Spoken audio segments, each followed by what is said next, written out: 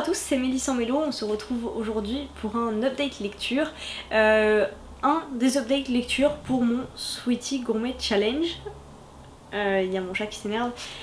Je vais essayer de faire bien, je vais essayer de m'appliquer, mais ça va être difficile parce que ça fait très longtemps que je vous ai pas tourné de vidéo comme ça et que j'étais juste sur un format vlog. Donc voilà, c'est un peu comme une petite reprise pour la rentrée. Là j'avais une pile de livres ici dont je pensais devoir vous parler en fait. Bon, du coup j'ai mis une petite plante parce que sinon ça faisait vide. Et finalement, après avoir trié ceux sur lesquels on vous a fait des comparaisons et ceux dont je peux pas vous parler et tout, voilà. Et bah finalement en fait ça fait pas tant que ça. Ça fait pas tant que ça, donc en fait moi j'étais partie en prenant mon courage à deux mains en me disant voilà, ça fait trop longtemps que ça traîne, tu vas en avoir 3 ou 4 à tourner d'un coup et ça va être super dur. Et en fait non, je pense qu'on va pouvoir découper ça en 2 parties. Moi je vais les tourner probablement à la suite, donc voilà, maintenant tout de suite. Donc potentiellement la lumière va bouger aussi entre temps, voilà, parce que je tourne le soir. Mais finalement ça fait pas tant que ça et donc j'ai pu le découper en 2 updates de 4 livres et on en fera un dernier je pense pour la fin de mon Sweetie Gourmet Challenge. Bon et oh! Alors là il est en train de grailler ma plante, donc vous ne voyez pas grand chose d'ailleurs. Et en fait ce qui m'embête c'est que dans l'angle là il y a un trou et la dernière fois il est tombé derrière. Et il peut pas sortir tout seul, voilà, et le seul moyen c'est de bouger ça qui est très lourd, donc on était 2 et ça allait, mais là je suis toute seule, donc s'il tombe, donc on verra. Attention, le voilà. Bon, maintenant que le monstre est parti, on va pouvoir commencer. Du coup j'avais rempli toutes mes lectures pour le Sweetie Gourmet Challenge ici. Je vous tourne cette vidéo, nous sommes le 24 août, donc il me reste un peu moins d'un mois pour lire les 4 derniers livres qui restent dans ma pile à lire. J'espère en finir un voire 2 au mois d'août et donc pourquoi pas réussir le challenge. Je croise les doigts. Je vais pas du tout vous les présenter dans l'ordre dans lequel je les ai lus. Je suis désolée, ça tombe trop mal, il s'excite là. Du coup la première lecture dont je vais vous parler, je suis tellement fière de l'avoir lu, de l'avoir sorti enfin de ma pile à lire parce qu'il y est depuis beaucoup trop longtemps. Hein. Il a déménagé avec moi et il a peut-être même déménagé 2 fois. Ouais, et il a déménagé 2 fois celui-là. Dans une pile à lire, c'est ça que je veux dire. Hein. Les autres aussi, je les emmène, faut pas s'inquiéter, mais lui c'est dire, ça fait un petit moment que je l'ai et je suis tellement heureuse parce que c'est une grosse bricasse et il s'agit de 3 baisers de Catherine Pancol. C'est une de mes toutes dernières lectures d'ailleurs. Et voilà, je suis contente d'avoir fini cette saga. Alors je pense, hein, il n'y a pas de suite, ça n'appelle pas de suite. Après, comme toujours avec ce genre de roman, ça raconte l'histoire de la vie, hein, donc si on a envie de poursuivre avec ces personnages là plus longtemps, ou alors d'étendre leur famille ou d'étendre leurs proches, ce qui avait été un petit peu le cas entre la trilogie des yeux jaunes, des crocodiles et les muchachas, qui sont normalement juste là. Ici normalement ça s'arrête. Alors la première chose c'est que j'ai été super contente, mais tellement heureuse de retrouver les personnages et en plus avec beaucoup de facilité. J'ai beaucoup apprécié, je pense que c'est à ça que ça tient le succès de ce roman, c'est que les personnages sont tellement, je vais dire, tellement justes, tellement humains, tellement vous, tellement moi, tellement nous, que ça marche en fait. Et alors oui, il y en a qui sont un petit peu extrêmes, mais c'est pour ça qu'on les aime en fait. Je pense particulièrement à Hortense. Hortense qui est, voilà, qui est belle, qui est talentueuse, qui est douée et surtout qui le sait. Qui le sait et qui se laisse pas marcher sur les pieds et qui le dit. Voilà, je suis Hortense Cortès, je suis douée, intelligente et belle, donc juste tu me parles pas. Donc voilà, elle est un peu dans l'excès à ce niveau là, mais c'est pour ça qu'on l'aime, c'est parce que d'une certaine façon c'est sa carapace à elle, c'est ses certitudes à elle et je commence direct par le personnage que je préfère, franchement. Je sais plus trop à quel point je l'ai aimé et détesté parce que c'est un peu l'amour-haine avec ce personnage dans les autres livres, mais dans celui-là très clairement je l'ai trouvé époustouflante. J'aimais beaucoup aussi sa mère Joséphine, malheureusement, et c'est le petit point qui pêche pour moi, c'est que je trouve qu'on ne la voit pas assez dans ce roman. Alors après c'est normal, il y a quand même une trilogie presque qui est centrée sur son histoire et si la caméra bouge c'est le chat. Qui est centrée sur son histoire, qui est centrée sur sa famille, et on l'a déjà beaucoup vu Joséphine. Donc là finalement on la laisse un peu de côté. C'est ça le problème quand il y a autant de personnages. C'est-à-dire qu'il y avait toute une trilogie déjà dans laquelle il y avait beaucoup de personnages, une autre trilogie dans laquelle il y avait beaucoup d'autres personnages, et là ils sont tous assemblés ici, encore plus que dans le dernier Muchachas. Donc forcément, bah on peut pas passer autant de temps sur chacun d'entre eux.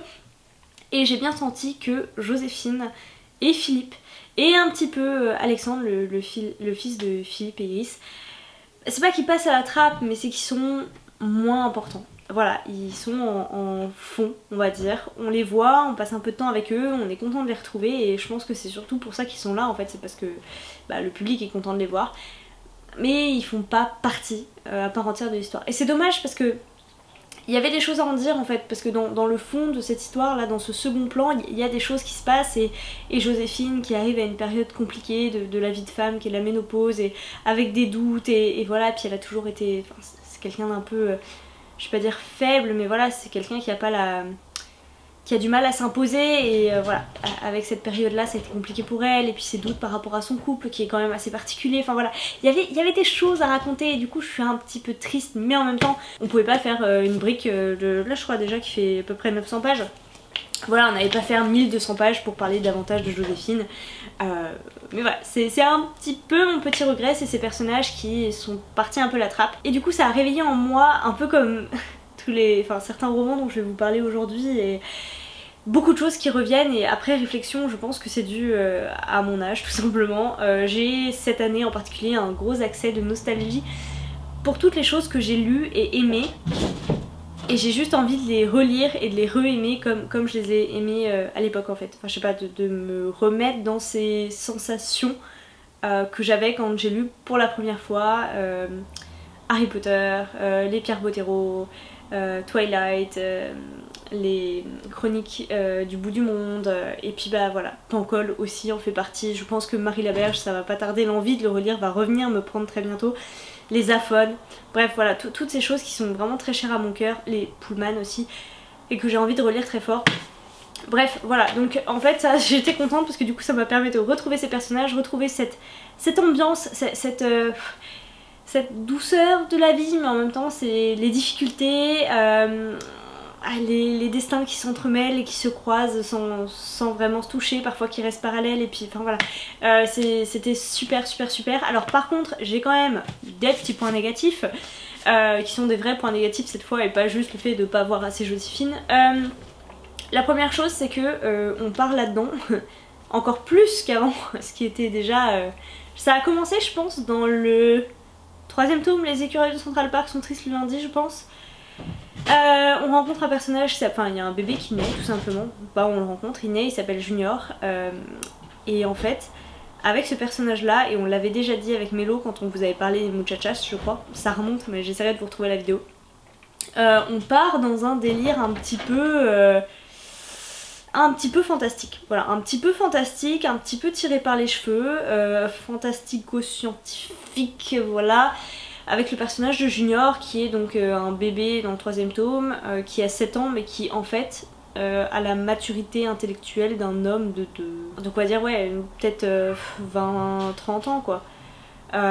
Et il fait des trucs, enfin c'est vraiment un génie, donc il invente plein de trucs, il dépose plein d'autres brevets et tout, mais surtout il communique par les ondes porteuses, enfin voilà, et en gros c'est de la télépathie quoi. Enfin, la télépathie plus à ce stade là. C'est un peu lourd sur le poignet. Et moi c'est vraiment le truc qui m'a un peu gênée, parce que je pense qu'il n'y avait pas besoin de ça, il n'y avait pas besoin de cette fibre un petit peu fantastique pour qu'on puisse intégrer les éléments que l'auteur voulait intégrer, l'autrice voulait intégrer. Il n'y avait pas besoin en fait, voilà, et j'aurais préféré ça. Il y a quelque chose qui se perd pour moi, il y a quelque chose qui est là, qui est pas essentiel, et qui du coup me fait me détacher un petit peu de cette histoire. Et la deuxième chose, et je suis un peu mitigée là-dessus, c'est la plume en fait. C'est-à-dire que je suis rentrée mais avec une facilité extrême dans ce roman, et j'étais tellement heureuse de retrouver, comme je vous le disais, cette ambiance, ces personnages, et la plume qui est caractéristique quand même, et que je sais avoir beaucoup aimé plutôt. Mais maintenant, bah j'ai comme un goût de... Ah, en fait c'est trop haché pour moi, et c'est dommage, certaines fois c'est trop simpliste. Alors ce que j'aime bien c'est qu'il y a... Parfois on est à la première personne, Parfois on est à la première personne, parfois on est à la troisième. Il y a plein de mélanges de pensées, de dialogues, de style et tout. Enfin, vraiment c'est intéressant. J'ai beaucoup aimé cette partie-là. Mais en même temps, je pense que sur la longueur, sur peut-être le dernier tiers, ça a commencé à faire too much en fait pour moi. Vraiment la plume, l'aspect très haché, très parlé, ça a commencé à faire beaucoup. Mais voilà, ça reste une bonne bricasse très positive et qui se lit super vite. Voilà, je pense que sa taille me faisait très peur, mais c'est comme les piliers de la terre en fait. Bah ça va super vite quoi. Voilà, donc quand on aime on ne compte pas, je l'ai lu super vite, je suis trop contente. Et puis bah voilà, j'étais un peu triste quand je l'ai refermé. J'approchais de la fin et je me suis dit mais c'est pas possible qu'elle réussisse à finir son histoire en 100 pages. Donc voilà, peut-être que je me replongerai dans au moins le premier tome ou alors le film Les yeux jaunes des crocodiles. J'ai validé dans les entrées un livre de plus de 600 pages. Dans les digestifs il y avait l'assiette lire un graphique et donc à la base j'avais pas prévu de lire ce graphique là en particulier, je prévoyais d'en lire un autre qui sort demain et que bien sûr demain j'irai chercher en librairie. Celui-là en fait je suis tombée dessus en librairie. Ça m'arrive avec les graphiques, voilà, je me promène et je tombe sur un truc et waouh en fait les dessins, le sujet, enfin il y a quelque chose. Et c'est exactement ce qui m'est arrivé avec Montagne Russe, donc de Gwenola Morizur et Camille Beniamina.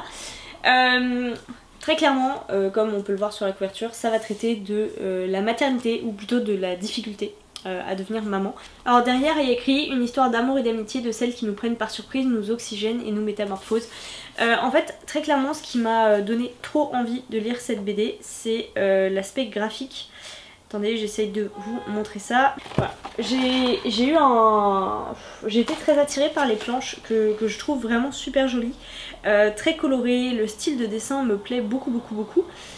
Hop, voilà. Maintenant, là-dessus j'ai été totalement, globalement très satisfaite. On va suivre l'histoire de Aimé et Jean qui rêvent d'avoir un enfant, qui ont essayé à plusieurs reprises, voire de nombreuses reprises maintenant, mais à chaque fois ça se solde par un échec et c'est très dur à accepter, c'est vraiment un poids sur leur couple. C'est quelque chose qui pèse et qui s'arrange pas et qui est lourd à porter à la fois pour l'un et pour l'autre. Elle parce qu'elle traverse des tas d'examens médicaux et ça fonctionne pas, et lui parce que du coup il supporte ça et il y a une forme de culpabilité et voilà. Pour autant c'est pas vraiment le sujet, disons que c'est le contexte, puisqu'en fait ce qui va se passer c'est, alors Aimé pour ne rien arranger travaille dans une crèche donc au contact d'enfants, et un jour Charlie vient inscrire son fils Julio. Et en fait Charlie c'est une maman célibataire qui a déjà plusieurs enfants à charge et qui a décidé de reprendre ses études pour vivre la vie dont elle rêvait, pour s'en sortir tout simplement. Et du coup il y a quelque chose qui va lier ces deux femmes qui est assez impressionnant je trouve. Je vais pas dire que c'est une forme d'envie de la part de Aimé qui va quand même vraiment s'occuper de Julio comme si c'était son fils au bout d'un moment. Ouais c'est peut-être ça en fait, c'est peut-être une forme d'envie. Enfin, pas de jalousie mais vraiment, voilà, elles ont on va dire chacune quelque chose que l'autre n'a pas et rêve d'avoir en fait. Et c'est ça qui va les rapprocher, qui va les éloigner aussi parfois. Mais voilà, c'est cette histoire là qu'on va suivre dans cette BD.